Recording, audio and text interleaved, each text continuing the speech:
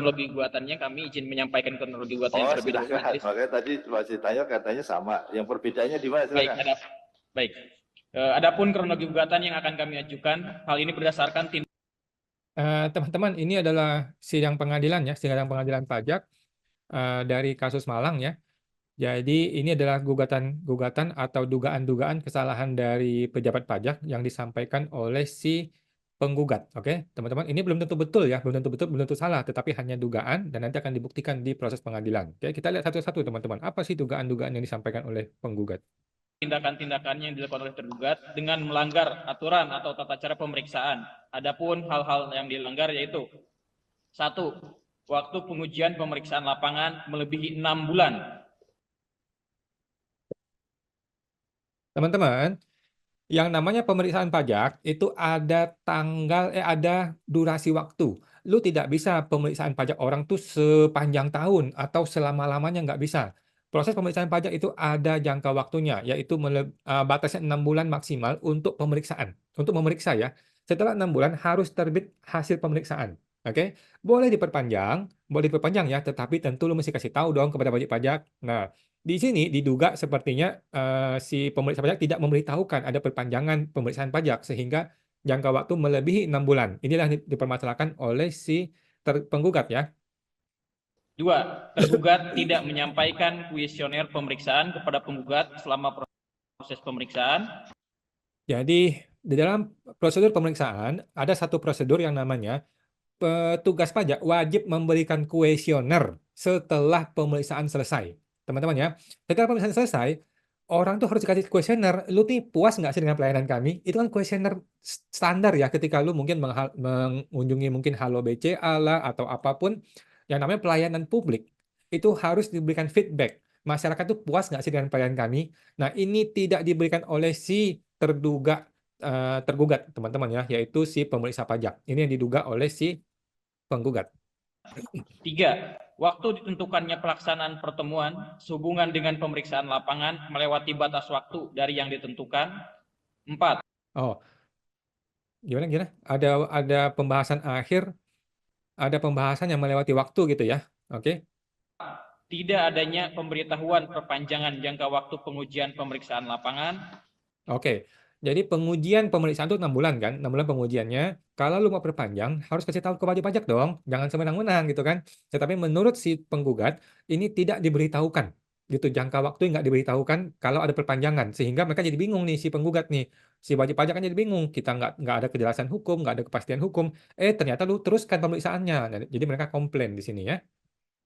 5. Selama proses pemeriksaan, tergugat mengarahkan penggugat untuk menggunakan jasa konsultan tertentu. Dan setelah kami temui konsultan tersebut, langsung meminta 2 miliar rupiah atas surat ketetapan pajak yang kami terima sebagai wajib pajak tanpa melihat surat ketetapan pajak yang kami terima.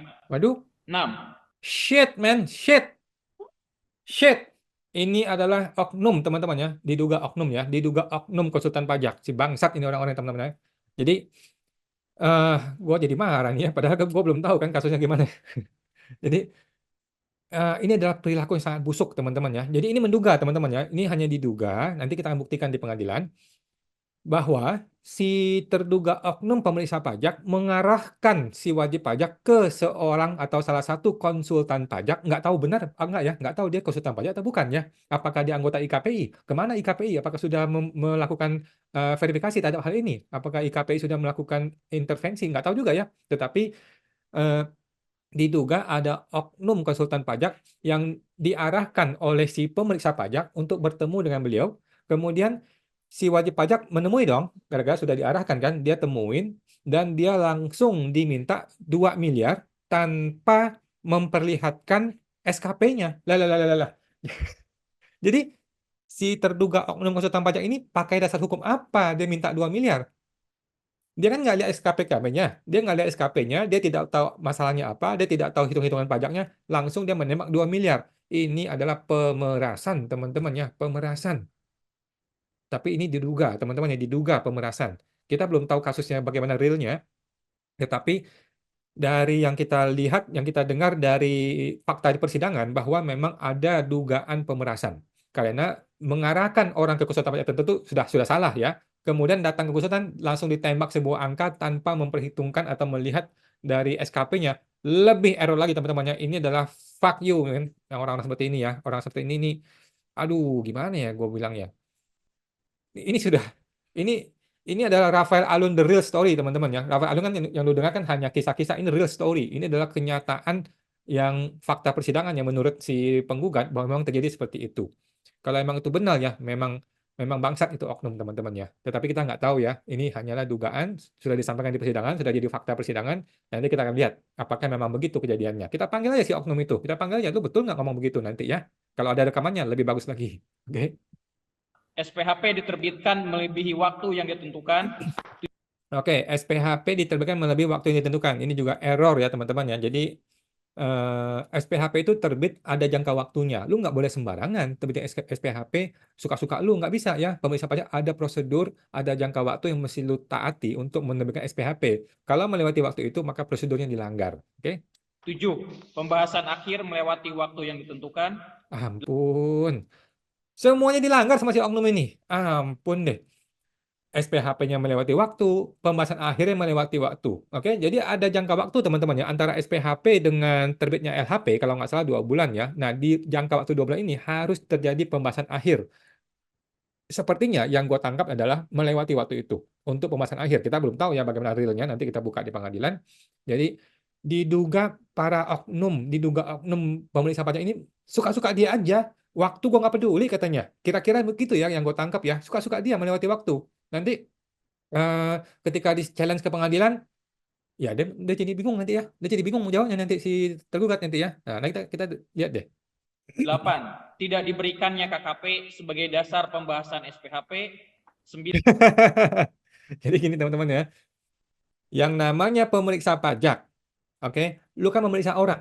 Kalau lu meriksa orang, ada yang namanya kertas kerja pemeriksaan. Gitu dong teman-teman. Yang namanya orang kerja, auditor atau audit atau pemeriksa pajak, ada yang namanya kertas kerja pemeriksaan.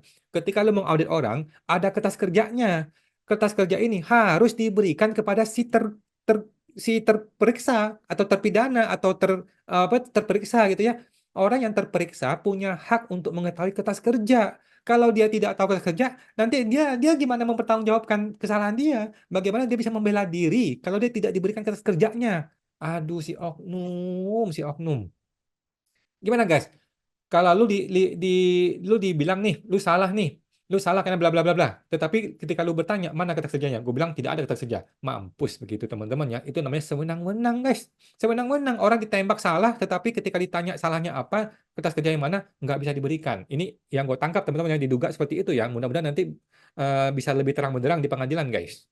Gila nih kalau memang nggak ada kertas kerja ya. Mana boleh lu periksa orang nggak ada kertas kerja. Itu namanya sewenang-wenang. Itu namanya suka-suka lu gitu loh. 9. 9. Angka-angka koreksi dalam SPHP baik sebagian atau seluruhnya dibuat dengan tidak kompeten atau sengaja dibuat-buat karena tidak memberikan KKP pada saat pembahasan SPHP. 10. Mampus. Ada pemeriksaan, kemudian ada hasil temuan, kemudian ada hasil pemeriksaan, kemudian wajib pajak dinyatakan bersalah dan harus membayar uang sekian dong. Tetapi ketika diminta detail kertas kerja tidak ada. Kemudian otomatis orang wajib pajak perlu tahu dong. Wajib pajak perlu tahu dong. Gua ini mesti bayar pajak sekian. Bagaimana hitung-hitungannya? Tidak diberikan. Yang kita tangkap seperti ini ya. Tidak diberikan sehingga terkesan dibuat-buat. Anjing nih orang ini. Gak susah ngomong ya. Tetapi ini masih dugaan teman-teman ya. Ini masih dugaan dan akan terbukti terang benderang di pengadilan nanti teman-teman ya. Bagaimana sih kejadian sebenarnya? Kita tunggu, teman-teman. Kita tunggu kepada tergugat ya. Tergugat dalam rangka ini DJP punya hak untuk menjawab dong. Dia punya hak untuk menjawab, punya hak untuk mengklarifikasi dan meluruskan bagaimana kejadian sebenarnya. Apakah betul kami tidak memberikan kertas kerja? Dia masih bisa menjawab ya. Apakah betul kami ini membuat angka-angka yang sembarangan hitung? Dia masih memberikan jawaban itu. Kalau dia tidak bisa memberikan jawaban itu, wah, berarti kan dugaan dari penggugat betul, gitu teman-teman ya. Nah, jadi kita bukannya menuduh, tetapi ini sudah menjadi fakta persidangan bahwa penggugat sudah menyatakan seperti itu, bahwa angka itu terkesan dibuat-buat gitu ya teman-teman ya. Nanti si tergugat atau DJP punya hak untuk menjawab. Oke? surat pemberitahuan perpanjangan jangka waktu pemeriksaan yang diterbitkan setelah penerbitan SPHP. 11. Mampus.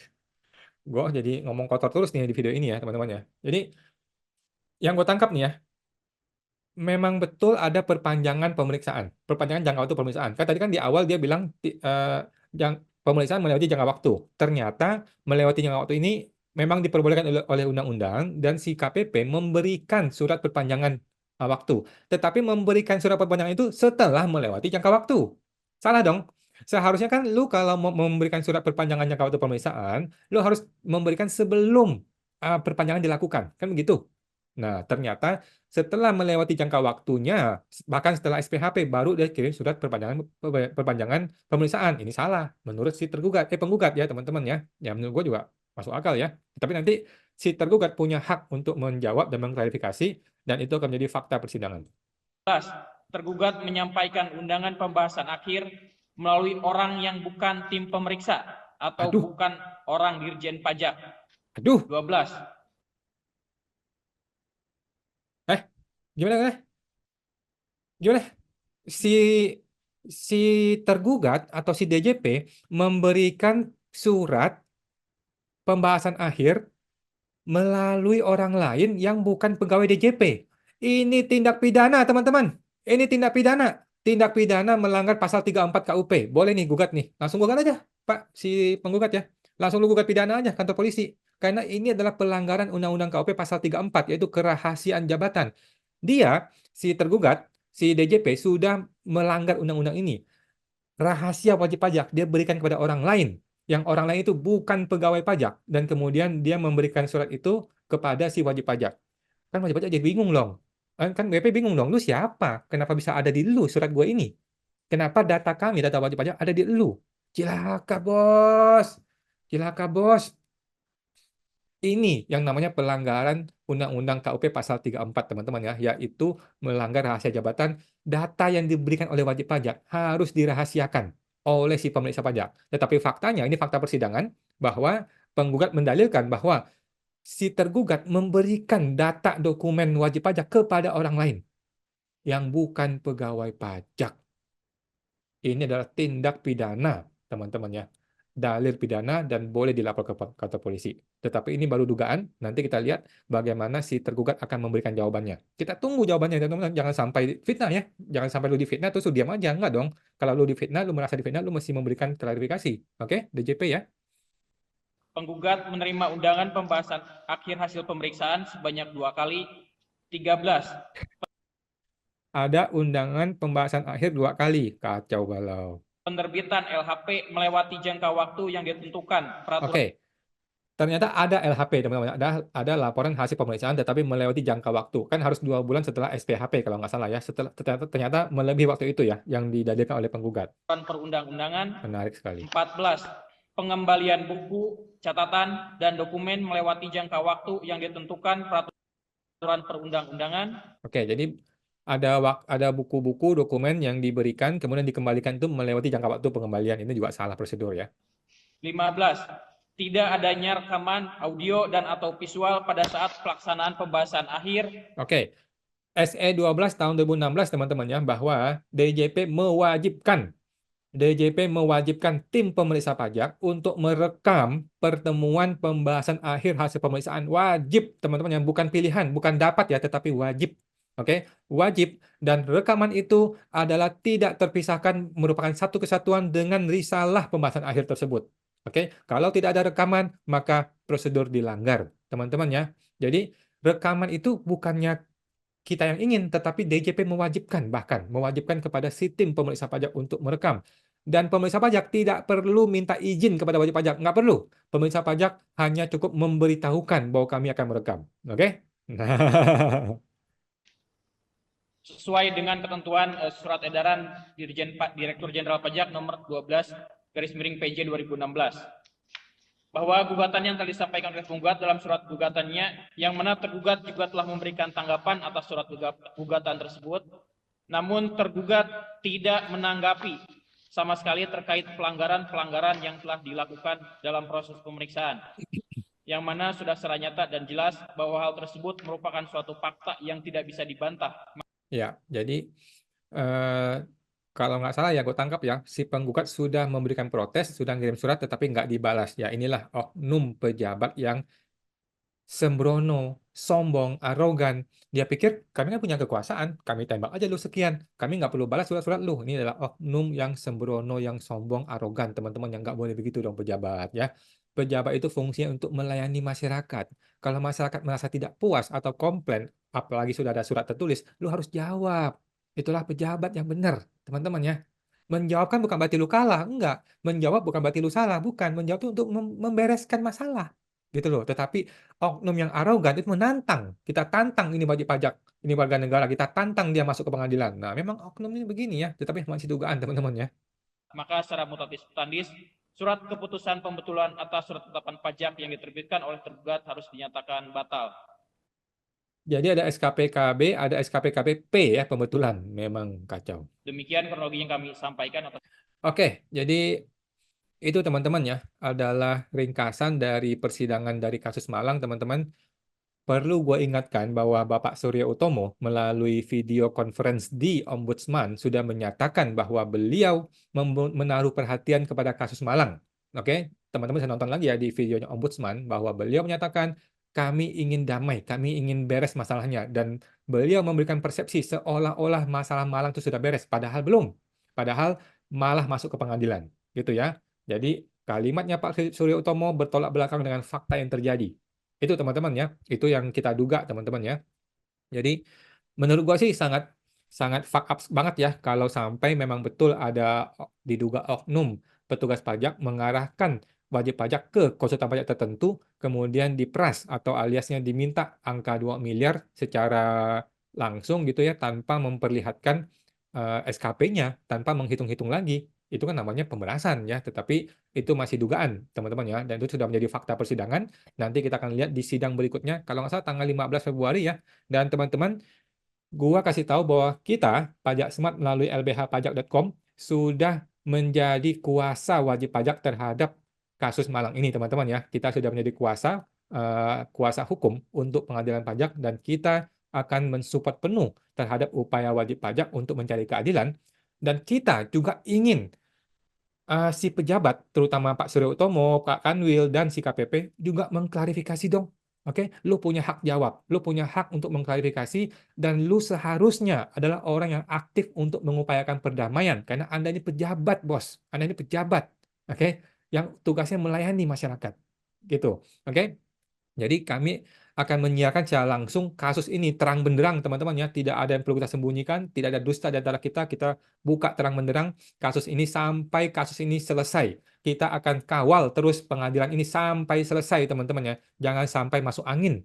Jangan sampai eh, pengadilan ini atau hakimnya menjadi masuk angin, menjadi tidak netral gara-gara ada tekanan atau intimidasi atau ancaman dari pihak-pihak tertentu. Kita nggak mau seperti itu. Nah, supaya tidak jadi seperti itu, kita viralkan, kita buka terang benderang, teman-teman ya, supaya transparan, supaya keadilan bagi masyarakat bisa tercipta sesuai dengan visi misi Ibu Sri Mulyani untuk reformasi perpajakan. Oke, teman-teman, sampai jumpa lagi.